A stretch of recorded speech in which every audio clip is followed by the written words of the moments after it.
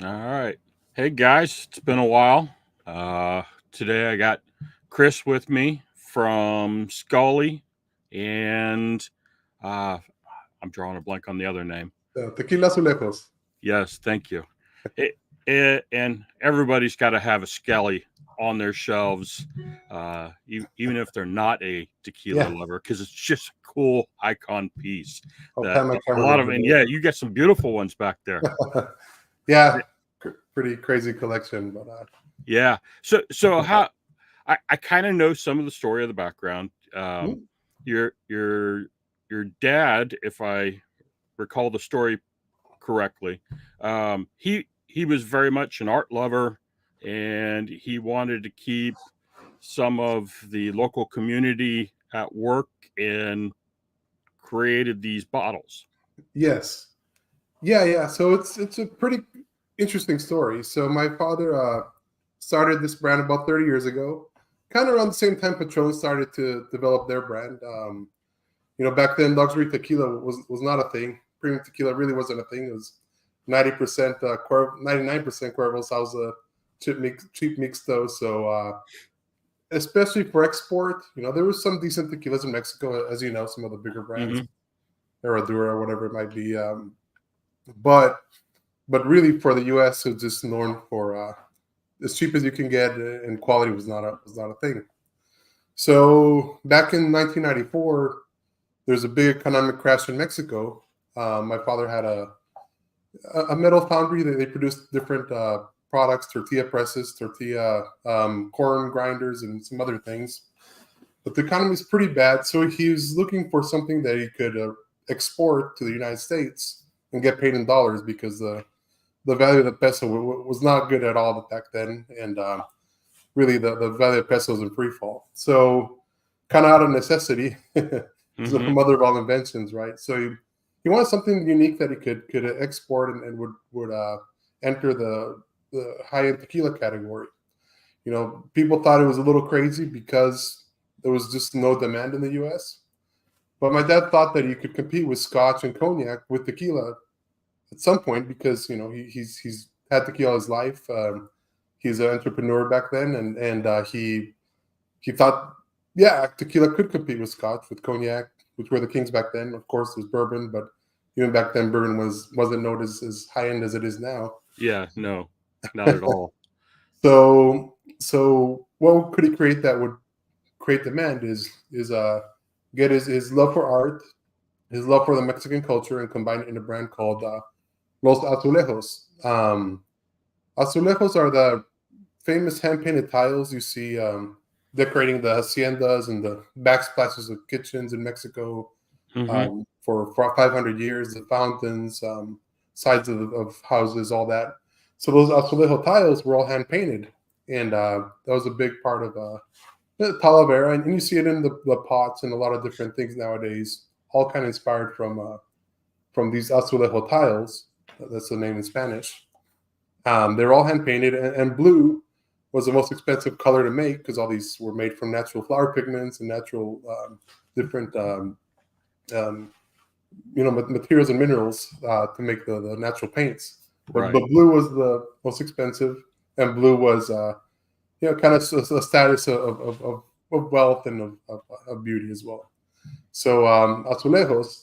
So coming out with a hand painted bottle, um, he was either the first or one of the first to come out with as far as I know, the first to come out with the tequila bottle that's hand painted in this style, in the Talavera style. There were some figurines and some other things that have existed before that, but this tile and it came because of the name Azulejos tiles. So they wanted to make a bottle that reflected those Azulejo tiles. So that's where these first bottles came from. We have a few different styles. You can see one here in the background, the other side, this side, I guess. So I'm reverse, I and do that myself. a few other designs. um, so from there, they came with the idea of making these ceramic tequila bottles. So in a way, he kind of started the movement 30 years ago for making a bottle. But his idea was to make something artistic, something people would take home. They would never throw away. They'd keep it on in their back bar or on their mantle or something, and something of beauty that represents the Mexican culture and heritage. Also, these bottles, uh, they're pretty unique, and there's just signatures by the artist and all this. And they're made in a small little artisan shop in central Mexico, just kind of past Toluca in the mountains in the Estado de Mexico. And it's a group of 16 ladies that all they do is hand paint bottles. They can make about 4 to 6 bottles per day, one by one. Wow. And the whole process takes about 2 weeks to make just one bottle, right? Yeah. So, and unfortunately, a lot of brands now have a nice bottle but cheap tequila. And our idea is like, if we're going to spend this much on making a bottle, and really this inspired since the inspiration for the paintings come from Spain, and even from the mosaics, which are famous in Spain for the Moors were owned that piece of Spain for 800 years. Those mosaics turned into this azulejos in this pottery, which in Portugal and Spain are really big. They brought it to Mexico, and really the Talavera really flourished in Mexico because it's such a culture that art is so important to them. So I guess that's kind of where the name was, kind of the beginnings of the brand. It was never a big brand, never really had some big giant conglomerate behind it. Like a lot of brands are behind them. We're a boutique brand, and we never can be a big brand because it's really hard to mass produce real artwork, and it's also something that we never want to be a giant brand. We want to stay boutique, true to our roots. But yeah, my father's one of the first to really start that movement for luxury tequila. Unfortunately, he passed a couple years ago, and since then, my mother inherited the brand, and her and I work together. Awesome. So I'm building the product. So were you guys one of the first to actually do the ceramic bottles and put tequila in it? That is, as far as I know, we were the first. My father made this exact bottle for duty free, and it's based off the Azulejos tiles. So the name is what inspired making a ceramic bottle. Right. And then since then, others have appeared and all there. But as far as I know, he was the first.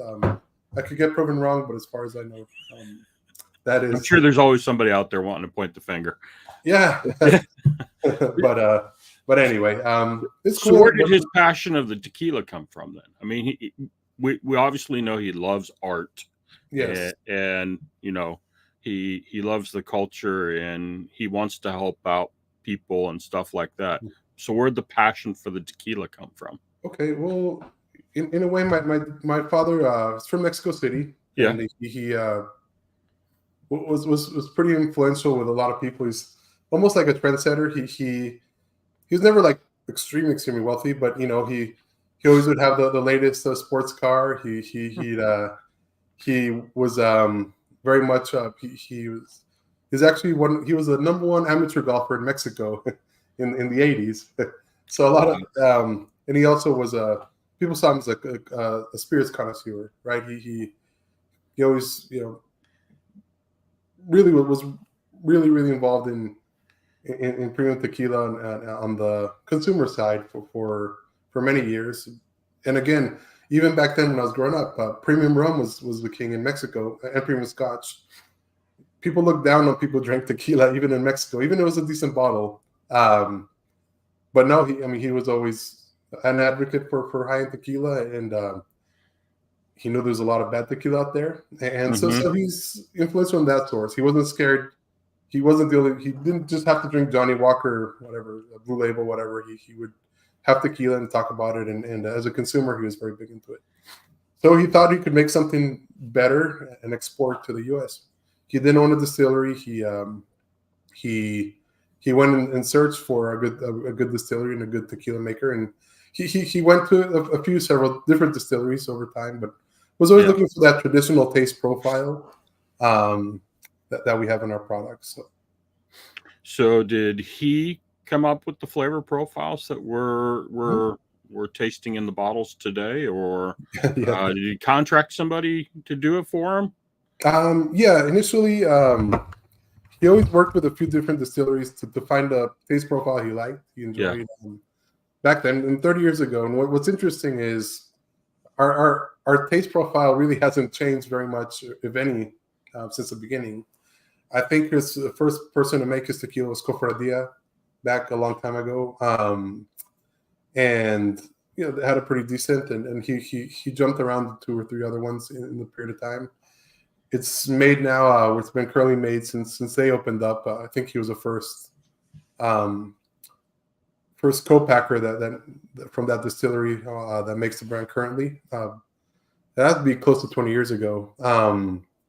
And yeah, it's been very, very consistent with the flavor. This is before additives or sweet tequila was a thing. So the profiles remain the same, very traditional and straightforward, and well balanced. And something that, again, his idea was to compete with a well balanced Scotch or well balanced cognac or something of that sort. So not too overpowering agave, not too overpowering on the oak. Definitely want the agave to come through on the reposado as well as on the añejo. So yeah. So again, this is our añejo, and it's not extremely dark, right? So yeah, it's about the same color tone, it looks like, as the Repo. Yeah, very close. Right? Very, very close. So obviously, we're not adding food coloring or anything to make the añejo look like a Jack Daniels or anything. So yeah, because we want the agave to come through in our añejo, and it's very easy to over oak tequilas, especially people like bourbon. They just want to taste that oak. But you do want some agave to come through to expand the complexity. But that's something he always told me, that it's important. You need to taste the agave in the tequila. So we know your one bottles, but now we have kind of a almost a trademark piece that everybody knows of your brand, and it's the little Skellies. Yeah, right. So how'd you go from these beautiful bottles, with the beautiful colors, to the little skeleton dudes? It's a funny story. You know how my father almost was a visionary. He was ahead of his time on a lot of things. First of all, on the luxury tequila being a possible thing, and second of all, the artistic bottles, the ceramic bottles.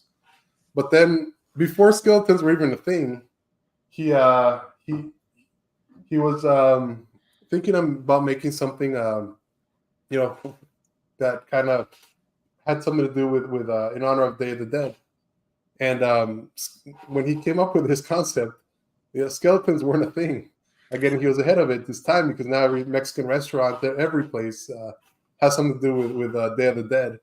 And he thought it'd be really cool, very interesting to come up with a Dia de los Muertos bottle. Maybe thought initially make it a special edition, but as soon as it came out, people were going crazy for the bottle. And again, so Day of the Dead, not everybody really understands what it means. I grew up in Mexico City as well. My mother's American, but I lived till I was 18 in Mexico. So I, kind of went up through high school there, and really understood all the traditions and all that.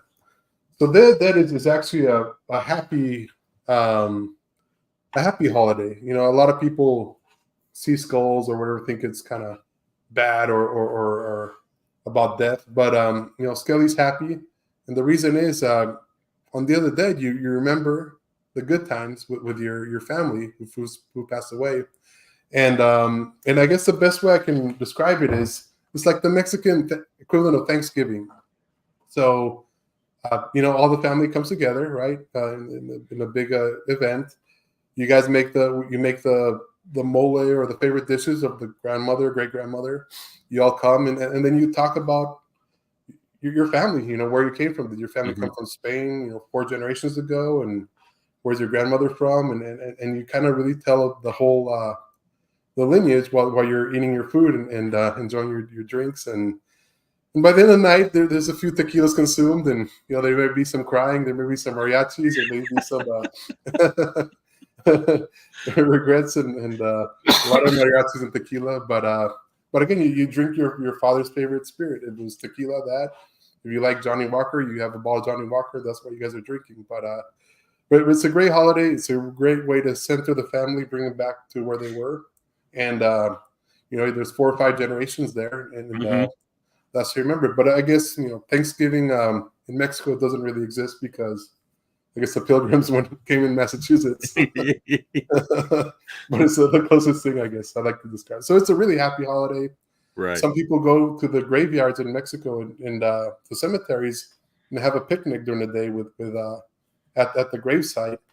And it's not morbid at all. It's you're just there and you bring flowers to your mother or grandmother and you have a little picnic there and remember and talk about and then you have a nice dinner and you have some tequila and mariachi music and it's a whole thing. So it's a happy holiday and that's why Skelly's happy.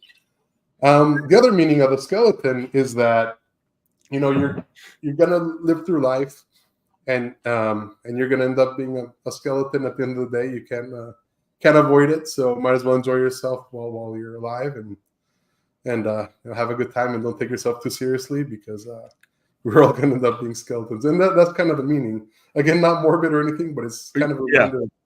Life's here. You're living amount of time, so enjoy it and so that's the meaning with the skeleton. So it kind of came.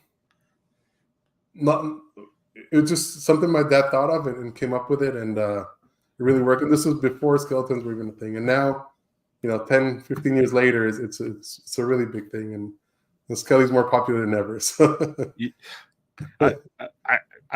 it doesn't matter where you go. You'll spot it on the shelf, and you got to chuckle just a little bit because it's a staple. If you're a high-end tequila collector or even a low-end tequila collector or just getting into it, everybody wants a Skelly. I have some other heads. Let's see here.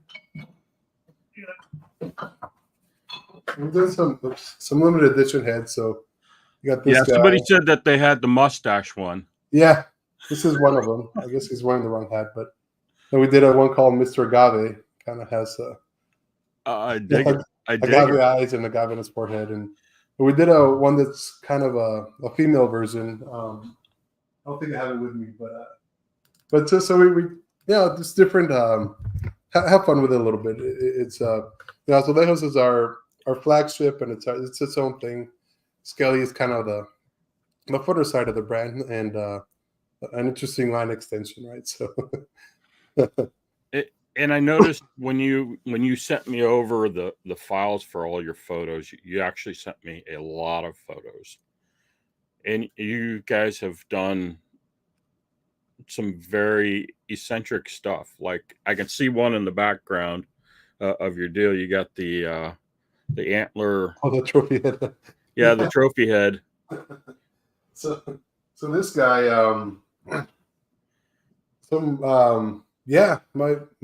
this is our trophy head collection. It's an actual tequila bottle. You can see right here. Yeah, it has some resin horns, and they actually can hang the bottle off from the wall. So you see here, it has a little. So it's something we're working on. It's a separate line. It's called Trophy Head, but it definitely appealed to quite a few people, and I think it's unique. And you'd be surprised how many Mexican restaurants you go to, and they have a deer head on the wall. And there's a little tie back to the artistry. It's made at the same bottle shop that makes our Azulejos bottles. And but the first Native American art they found were painted skulls over 10,000 years ago in America. There really weren't borders back then, but kind of in the desert between Chihuahua and southern United States, southeastern United States. They painted different animal heads. So we have that one, and then we have a bowl with several different designs. Yeah. So again, not a big priority for us, but first of all, trying to keep the people down there employed. And again, they're not necessarily for everybody. And we use the same tequila because we don't want to change at all our profile. And one of our newer ones is our Gran Alambique, which is our extra añejo. So we've only produced a couple hundred bottles of this. It actually took us 5 years to make. It's my father came up with this one as well. So it's a ceramic bottle. You pop off the top, it has a metallic coat painting on it, and you pour it out of there. And it resembles an old pot still, right, from many years ago. It has a metal foil. That is a very cool piece. Yeah, it's a little on the high end price. It took a lot of time to make this one, and so very limited product. Again, not for everybody. It's not our core brand, but something very unique and one of the coolest bottles in the business. I mean, I've never seen a bottle that's quite unique like this at all, and really resembles a pot still. So it was my father's last project too. So we decided we're gonna bring it out in small quantities and see how it goes. But good tequila, and it's our first extra añejo that we make. So you and your mom obviously take the reins and are continuing. Can we expect some other projects coming down the line? Now that No, I think we're gonna stay steady on what we have now. There are quite a few different bottle types or colors, and I can kind of show a little. So here on let me see if I can point it right. Correctly. Yeah. Here's one of the styles of our Azulejos. Then we have our Picasso color ones. Our Picasso inspired. We call those the Masterpiece Collection. Those things are beautiful. And a few others. Oh, here we go. Hanging here, I got our your trophy series. Our trophy, yeah. So we'll see. It's again limited. We made probably 1,000 bottles of those. So see how they go. But just having a little fun with it. But Azulejos being our core brand, our serious brand, our flagship, and then some fun line extensions with some pretty decent tequila, I think. So awesome. That was very cool. Stay creative. Yeah. And before this, I actually worked for a pretty good sized tequila importer named Mexcore. And Mexcore, they import quite a few brands, and I ran their sales team for many years.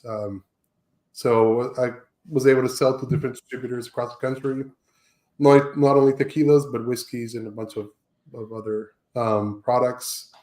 And kind of cut my teeth being a sales rep initially, then working up to be the Houston sales manager, then became state manager and national manager for the import distributor.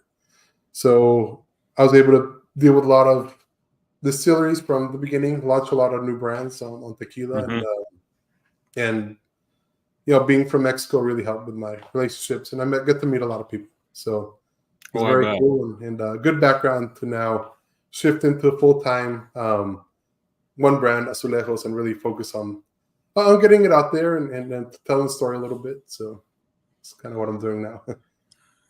So you tour much with them? Do you guys go to any of the events? Yes, yeah, I do quite a few trade shows. So WSWA is a big one where all the distributors show up from all over the country. So you set up a little booth there and talk to them. I was next door to Fortaleza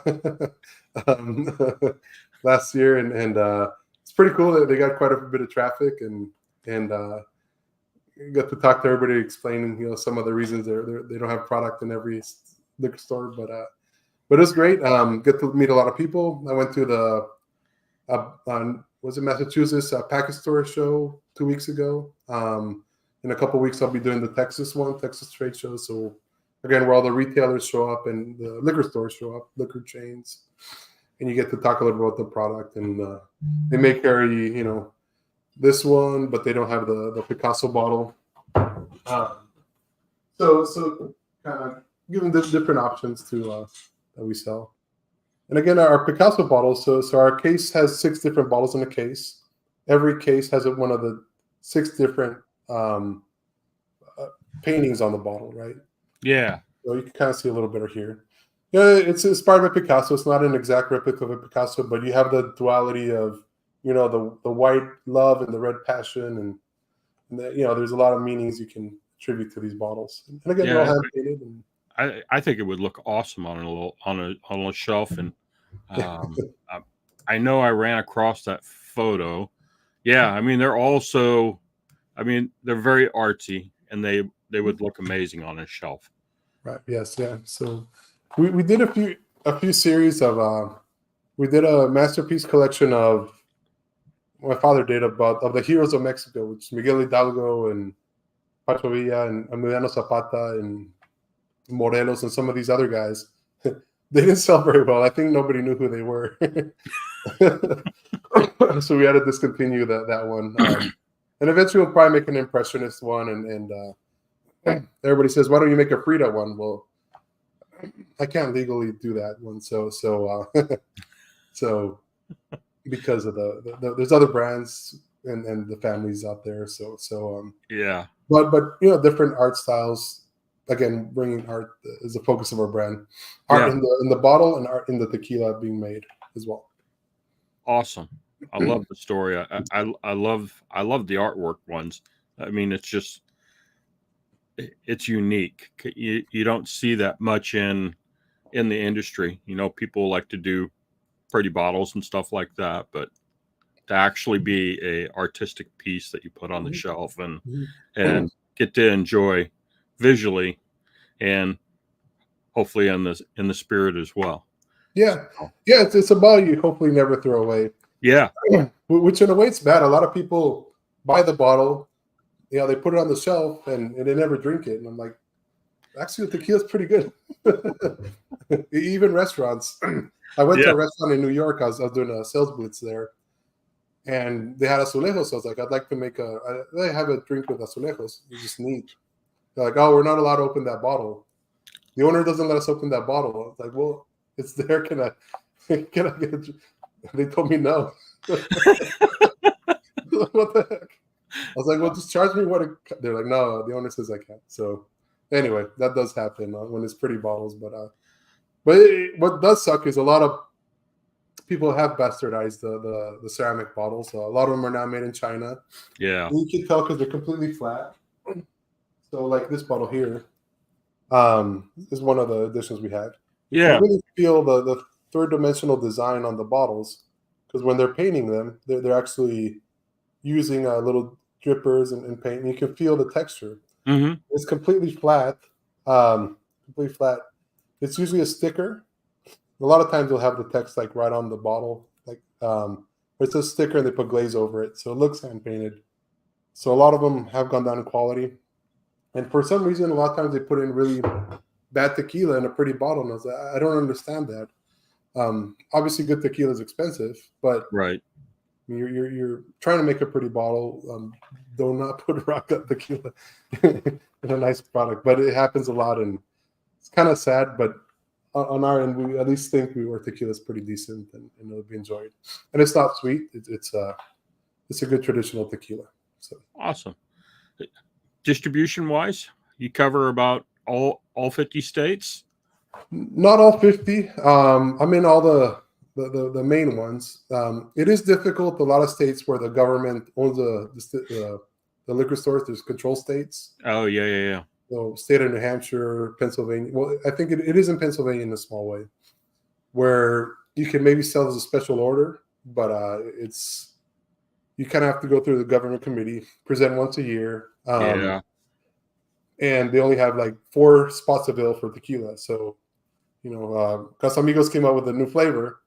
Well, that's going to take priority over, something like this, which isn't getting, I guess, the press, whatever reason. Yeah. So it's a little complicated in those control states, but we are in 35 states, and we're not Alaska, we're not in Hawaii, we're not in the Dakotas, but we are in the majority of states. So awesome. A lot of times we're with smaller distributors that really understand it, that really would put a priority and be able to tell the story, versus some of the bigger ones. They just have a lot of big brands, a lot of priorities, and a lot of commitments to sell specific targets on dollar sales or case sales for brands. Yeah. Well, and the first time I ran across it actually here in Kansas was at a Total Wine. Okay, yeah. And that was the first time I ever actually seen one on the shelf here locally. And I get out to quite a few liquor stores, always bottle hunting and so forth. But it was that I again walked over there, I saw it, and I started chuckling, and it's just a cool little piece that everybody wants on their shelves. Yeah, definitely. Yeah, Kansas, our distributor is called Handcrafted. It's a small family-owned distributor that they do a great job, and obviously Total Wine does support a lot of the smaller brands. Mm-hmm. So they are friendly for a smaller company to get in. Yeah. Some chains, especially the grocery chains, it's pretty tough. If you're not ranking on your Nielsen data X percentage of, then they don't even consider you, right? So the good thing with Total Wine is they are open-minded when it comes to bringing new brands and having a diversity for their customers. Obviously, they have their model, which we all are familiar with, but they've been great in supporting us in most of the states they're where they live, where Mm-hmm. they have stores. Our brands, most of them are on the shelf, so they've been a great partner for us, and I've seen it time and time again for smaller producers where they do give them a chance to get on the shelf. If it doesn't sell, well then they might discontinue the brand or certain items, but they'll at least give it a chance to see if it sells, especially the regional, a lot of regional brands or smaller brands.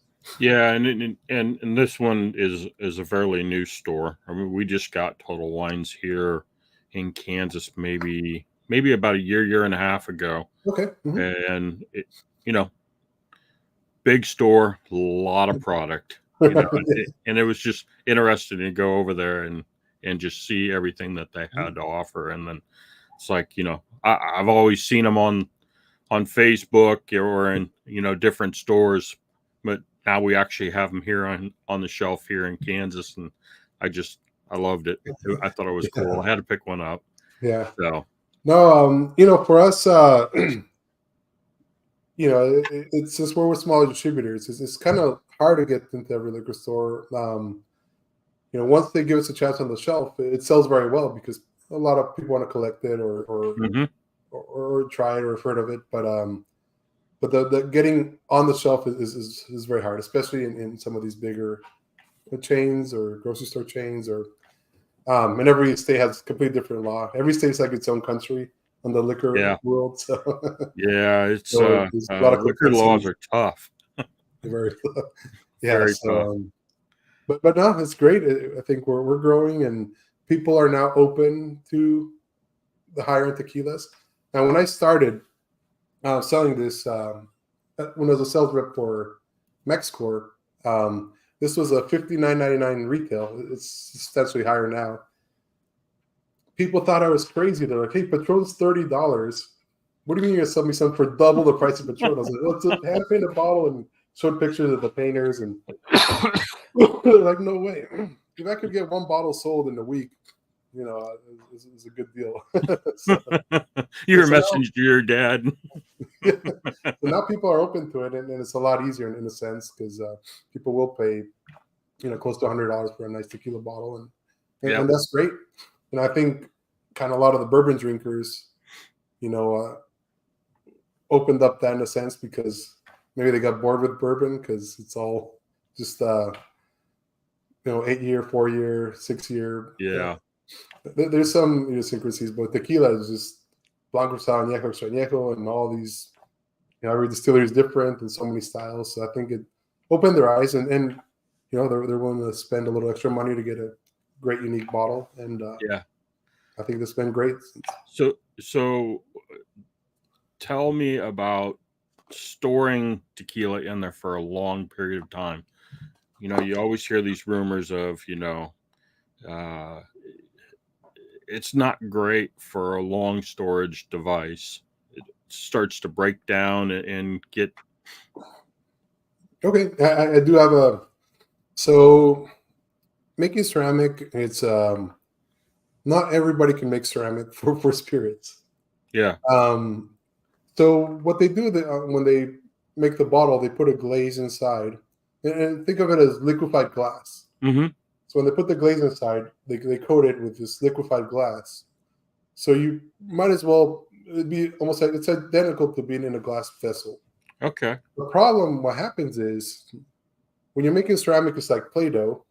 It's the clay. Right. So little balls of the clay can fall in through the hole. So a few specks of sand almost, right, will fall into the hole when you're making it, when you're taking it out of the mold, however it is. And those little specks of sand fall inside. So when you put the glaze in it, then and there's this little sand inside of it, or specks of clay.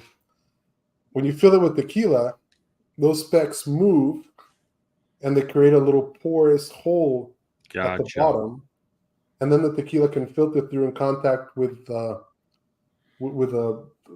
ceramic from the bottle, and it bypasses the glaze. So if you don't have the correct quality control, and if you don't have the right producer for ceramic, those little balls of ceramic, then it can create all kinds of issues to where it kind of filters through, where you can have half full bottles, where it changes the flavor.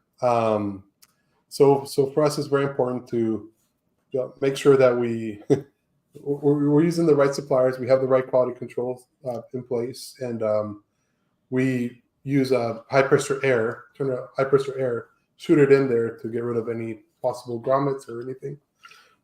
Then we fill it with water as our second part of the quality control, and measure that when we pour it out, it's the exact same volume. Let it sit for a few days, pour it out, make sure it's the exact same volume, 750 in most cases. And then we wash it with tequila, dump it out before we fill it with the final product. And actually, these are filled with a funnel. So it's we fill up a glass 750, and we dump it with a funnel to fill up one of these. So it's quite a few extra steps you need to go through to do it properly. If you try to mass produce this, you're going to have issues. And if you have it off taste, there's usually a micro pore inside the bottom of the bottle that is created because of that little. Wow. So that's what happens. But if it's done properly, it doesn't change the flavor. Awesome. Now I know why some of these people. I have a friend who has a very large tequila collection. He has a lot of old Jose Cuervo ceramic bottles. Okay, yeah. The old lantern style bottles, and he'll never open them up. Yeah. He knows the juice is probably ruined, but I'm sure their quality control back there wasn't quite as smart as what we have today. Yeah, and a lot of these shops that make, I don't know, whatever it's vases or plates or whatever in ceramic, they think they can make tequila bottles, but it's a whole different game. I mean, you can't mess up, right? It's to have a good quality product. So awesome, Chris. I really appreciate you joining me today. I learned a lot, and with the bottle processing, I love hearing the story of how everything came, and I still love that Skelly, man. It's awesome. It is a piece to definitely enjoy when you're having the friends over. Yeah, I got. Yeah. I got one of those. Okay. Yeah. So I dig it. Yeah. Actually, these do really well. At a liquor store, you put them by the counter, and but they're like $20. I mean, even these are. It's not that much easier to make one of these than a 750 bottle. They're actually hand painted, the eyes and the mouth and all that. That's all hand painted on every little one of these bottles, every rib and all that. So, they're a cool piece. Huh? They're a very cool piece. Yeah. I actually sat it out there. I got a little seating area, and I got a deal, and I have it sitting there on the coffee table, and I think just a cool little piece to display. Yeah, on some of the social media, we have an Instagram page. I think it's Azulejos Tequila, but we use it for all the brands. Yeah. We had a little more. Skelly goes to Mexico, so he goes, on the airplane, and he's looking out the window. The next picture, he's like eating some tacos al pastor, and then the next picture, he's at some kind of party or whatever. And you follow the whole life of Skelly going to Mexico. It is funny. So Skelly Mini go to Mexico. So some fun stuff for social media. You'll have to do that, and have them doing some stuff. Oh, Get them out there. Now we've done that a few times. It's fun. Yeah, I bet you that is a lot of fun. Yeah. So, yeah, if you want to see all our products, they're available on tequilaazulejos.com or Azulejos Tequila, both.com. They both work, and put up some videos of the whole hand painting process and how it's done, and you see the artisans in Mexico how they do it, and it's pretty impressive. So check it out. There's a whole thing behind making these bottles and the molds, and it's pretty amazing. And you ship to most states? Yeah, on our website you can order the bottles. That's one way to buy it. We ship to everything. I think we ship to 42 states. Yeah, I know that there's a couple of states that nobody allows anything to come into. Yeah, but most of the bigger ones we do for sure. Awesome. Yeah. Well, thank you very much for joining us today. I really enjoyed it. I love the story. I love the artistic side of what you guys are doing, and when I first started learning about how your dad became part of this thing, just trying to keep people working and everything. It was definitely an awesome story, and I enjoyed hearing it from you.